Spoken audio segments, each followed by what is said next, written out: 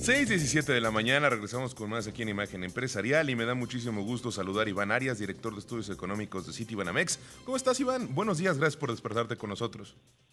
Hola Juan Carlos, muy buenos días. Un saludo a todo el auditorio, muchas gracias por la invitación. Iván, yo te buscaba para platicar al respecto de varias situaciones. Una de ellas fue que ustedes hace poco redujeron la proyección de crecimiento que tenían para México a lo largo del 2024. Y esto va de la mano con la lectura del IGAE que se dio el viernes, que pues demostraba una baja hacia el segundo trimestre, hacia el inicio del segundo trimestre del primer año, pues obviamente la baja es en el desempeño económico. Cuéntanos, ¿cuál es su lectura al respecto? ¿Por qué también tomaron ustedes la decisión de reducir a 1.9 su proyección de crecimiento para el país a lo largo de este año? Sí, claro, muchas gracias Juan Carlos. Mira, te diría que desde finales del año pasado empezamos a ver una desaceleración de la actividad económica. Había mostrado un crecimiento bastante fuerte en enero-septiembre del año pasado y este se moderó de forma significativa en el cuarto trimestre. Continuó esta moderación todavía en el primer trimestre del año y todavía vimos que se extendió hasta abril. Ahora, ¿qué obedece esta desaceleración? Por un lado, las exportaciones de México se mantienen relativamente estancadas desde el año pasado porque las manufacturas, la producción de manufacturas en Estados Unidos, que es un gran destino de nuestras exportaciones, ha estado débil. Por otro lado, la inversión que había sido un factor de impulso muy fuerte al crecimiento desde mediados de 2022 se estabilizó a finales del año pasado. Eso ya era previsible, tenía una tendencia de expansión muy fuerte y eso ha continuado en este año y anticipamos que va a persistir. Ahora, ¿por qué se ha moderado o a qué se explica este comportamiento de la inversión? Por un lado, vimos un crecimiento bien fuerte de la inversión pública. Esta había estado débil durante varios años y el gobierno sí empezó a gastar bastante en obras de infraestructura, en las que ellos veían como prioritarias. Y por otro lado, la inversión privada, que había estado también bastante estancada durante varios años, afectada por varios choques de incertidumbre, encontró en mi oportunidad un espacio, una ventana de oportunidad, de buenas perspectivas en México, mejores perspectivas también en Estados Unidos, y esto alentó el que las empresas gastaran bastante en maquinaria y equipo, en aumentar su capacidad de producción en plantas, y vimos este despegue fuerte de la inversión. Ahora, ¿por qué se ha estancado en últimos meses? Por un lado, porque la inversión pública ya no está aportando tanto, ya las obras de infraestructura que quería finalizar el gobierno, pues prácticamente ya están por entregarse, entonces ya es poco lo que se está gastando adicionalmente por el lado de la inversión pública. Y por el lado de la inversión privada está siendo afectada y seguirá afectada por dos factores. Por un lado, las tasas de interés están muy elevadas. Esto responde al deseo de Banxico de justo moderar el crecimiento. Subieron las tasas de interés para que baje la inflación y un canal es el que poco a poco se vaya invirtiendo en menos. Y por otro lado está el tema el choque de incertidumbre a raíz de los resultados de la elección, ¿no? Sí se estimaba una victoria de parte de Claudia Sheinbaum, incluso una victoria de Morena en el Congreso, pero esta victoria por una diferencia tan amplia que prácticamente garantiza una mayoría calificada en el Congreso, que le permitiría a Morena y sus aliados a cambiar la Constitución sin necesidad de apoyo de la oposición prácticamente, es lo que ha puesto inquieto a los mercados, llevó a volatilidad en el tipo de cambio y a nosotros a anticipar que va a haber una mayor cautela de parte de las empresas para invertir.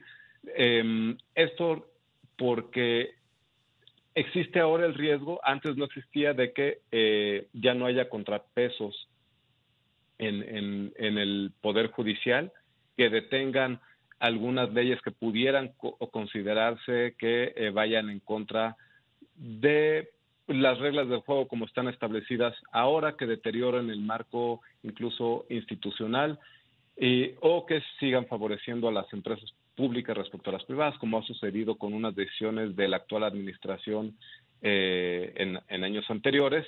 Entonces, es esa mayor incertidumbre que va a prevalecer en la medida que las decisiones que tome la nueva administración indiquen lo contrario, que se ve una incertidumbre con sesgo negativo y que nos hace pensar, insisto, que las empresas tendrán una mayor cautela a la hora de invertir y, por lo tanto, un crecimiento menor al que anticipábamos anteriormente.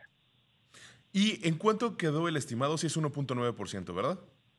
Efectivamente, para este año revisamos de 2.1% a 1.9% y para el próximo año el crecimiento estimado lo bajamos de 1.5% a 1.1%.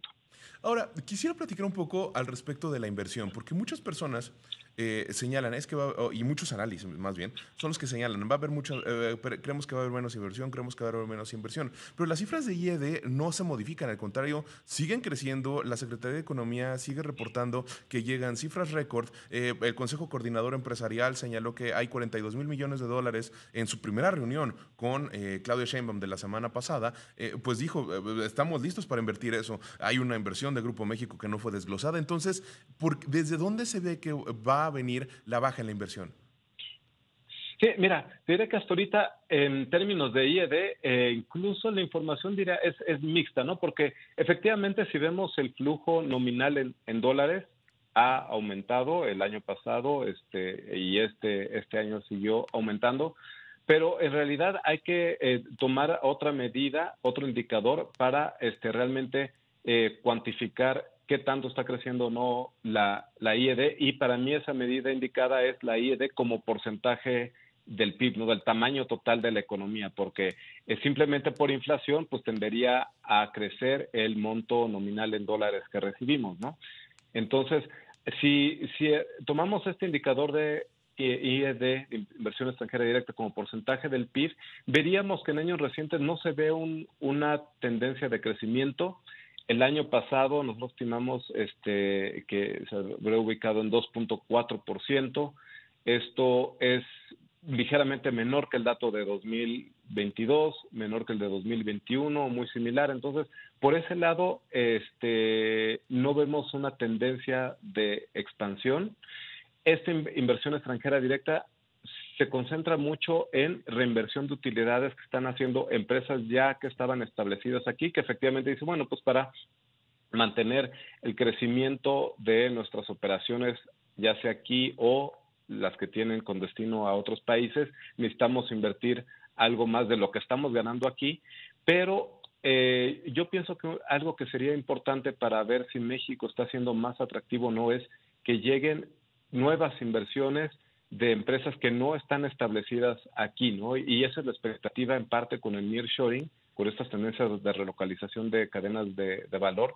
Y hasta ahorita la verdad es que eso no lo hemos visto, ¿no? El dato, por ejemplo... Sí, adelante. Perdóname que te interrumpa. Vamos a tener que hacer un corte, pero dejo sobre la Sí, mesa. por supuesto. Dejo sobre la mesa también planteado. El Banco de México, en su último reporte de economías regionales, dice que la IED, que el nearshoring sí se está viendo reflejado en toda la región mexicana, o sea, en todas las regiones de México, ¿no? Tanto en el norte, centro-norte, centro y en el sur. Entonces, es muy interesante los análisis, por eso me acerqué con ustedes. Te pido que te mantengas, por favor, en la línea, estimado Iván Arias, director de estudios económicos de Citibanamex. Vamos a un corte y regresamos con más.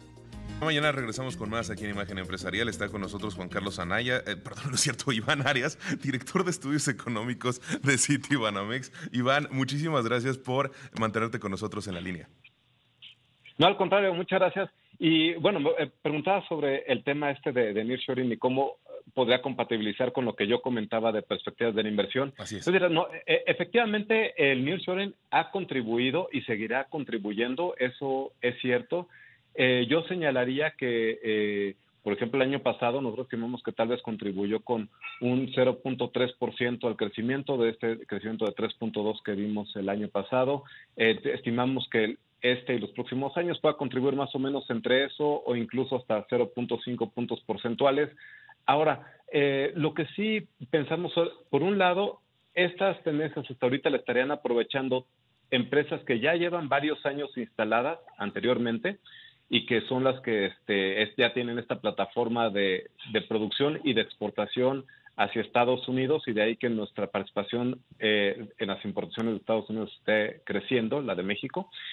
Pero también es cierto que el potencial es mucho mayor de lo que se está materializando, y que lo que en nuestra opinión se va a materializar dados ciertas condiciones, ¿no? Nosotros pensamos que en la medida que pueda haber escasez de energía eléctrica, de agua, haya falta de infraestructura adecuada o óptima de carreteras, de puertos, eso puede impedir el que aprovechemos en mayor medida lo que estas tendencias de relocalización pueden ofrecer. Y también el tema de este debilitamiento o deterioro de las instituciones democráticas, como comentaba, este riesgo de que en algún momento pudieran cambiarse las reglas del juego, puede contener o puede limitar el aprovechamiento de estas oportunidades, ¿no? Y eso es lo que vemos nosotros a raíz de las elecciones. Y me parece muy interesante resaltar lo que mencionas, porque creo que eso. Hablamos de infraestructura y hablamos de ciertas circunstancias. Todos nos hemos dado cuenta de la falta de energía eléctrica, la falta de cuestiones de agua, ¿no? Como hemos visto la escasez en algunas partes del país.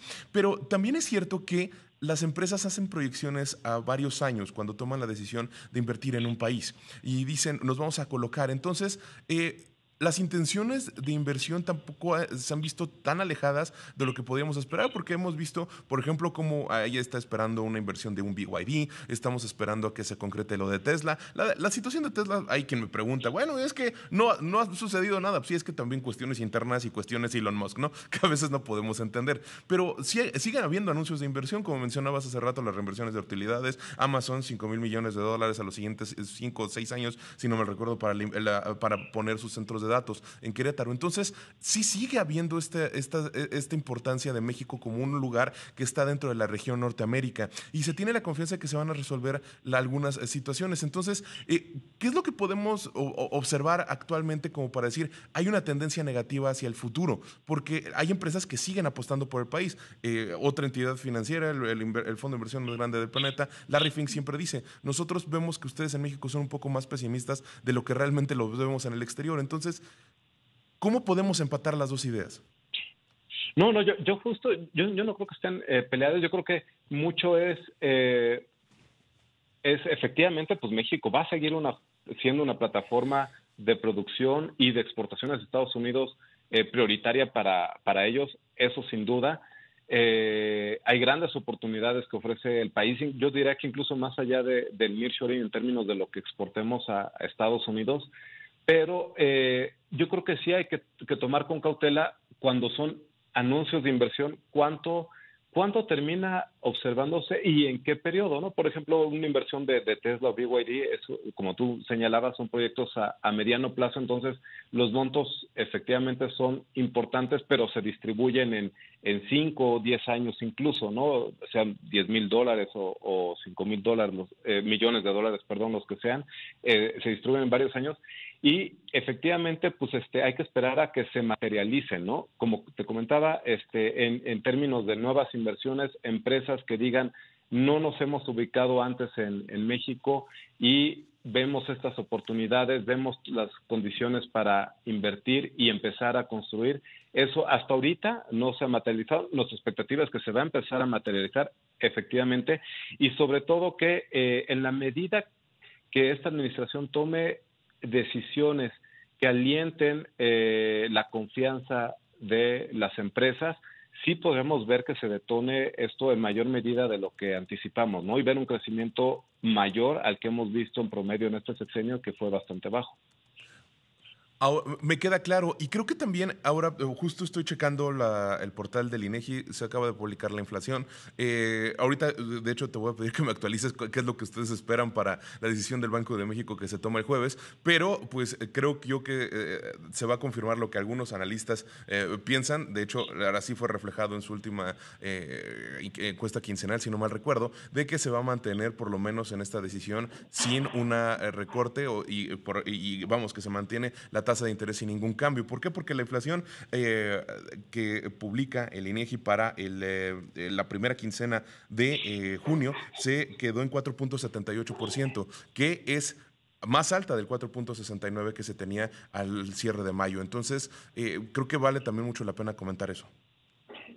Claro, muchas gracias por la oportunidad. Efectivamente, el dato fue una inflación anual de 4.78%, la inflación quincenal fue de 0.21%, mayor que lo que estimábamos nosotros y el consenso en la encuesta que publicamos hace unos días. El consenso era de 0.14, nosotros estimábamos 0.10, y gran parte de esta sorpresa se explica por incrementos muy fuertes en algunos precios de frutas y verduras como el chayote y los plátanos.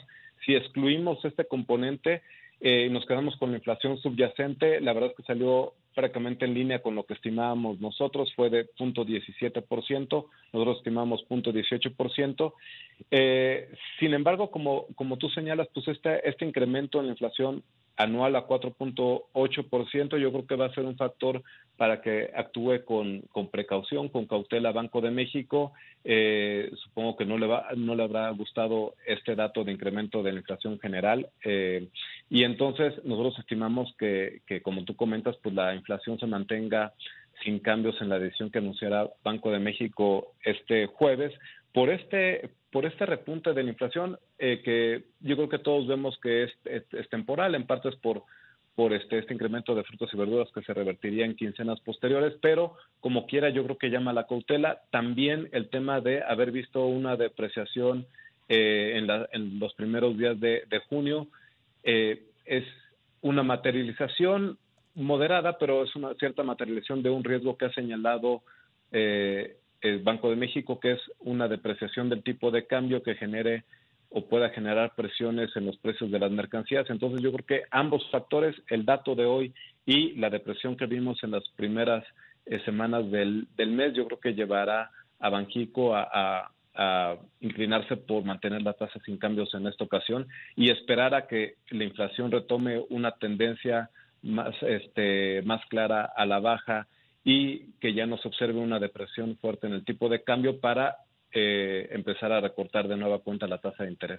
Entonces, nada más para señalarlo, ustedes esperan que la decisión de política monetaria deje la tasa de interés sin cambio. Efectivamente, que en este jueves Banco de México mantenga la tasa en 11.0% sin cambio respecto a la decisión anterior.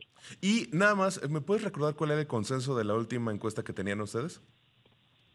También, la mayoría de los analistas estiman también eso, que no haya cambio en la tasa. Y eso era sin saber la inflación del día de hoy, ¿no? Pues perfecto, te doy las gracias por haberte despertado con nosotros, Iván Arias, director de estudios económicos de Citibanamex, por platicar un poco de inversión, platicar al respecto de cómo le está yendo a la economía y vamos, ahorita lo que sucedió con la inflación y la próxima decisión de política monetaria del Banco de México. Te agradezco que hayas estado con nosotros y pues te estaremos buscando como siempre más adelante para seguir platicando de esto y otras cuestiones en datos económicos.